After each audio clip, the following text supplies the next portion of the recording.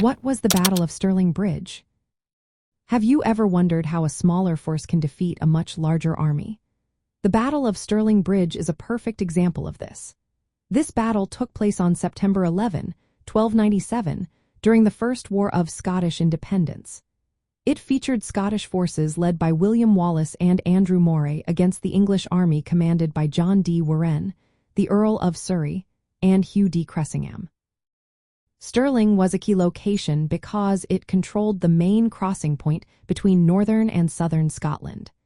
This crossing was a narrow wooden bridge over the River Forth. Whoever controlled Stirling could control the movement of armies and supplies throughout the region. The English army felt confident due to their larger numbers and cavalry. They attempted to cross the bridge to engage the Scots.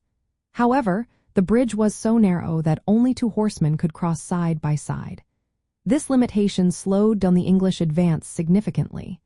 The English faced several delays, partly due to poor leadership decisions and miscommunication.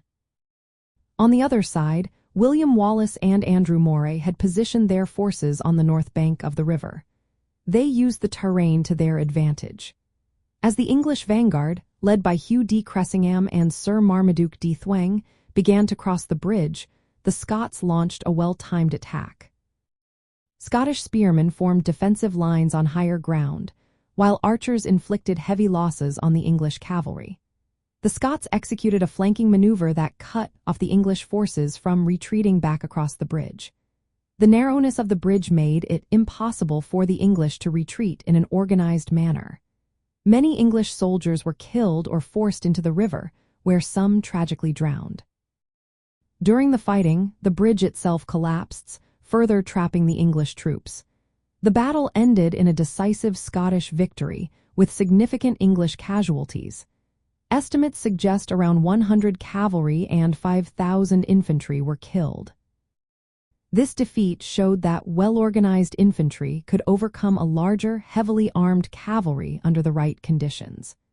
The victory at Stirling Bridge boosted Scottish morale and established William Wallace as a key leader in the fight for Scottish independence. In the context of European medieval warfare, the Battle of Stirling Bridge is notable for its tactical innovation.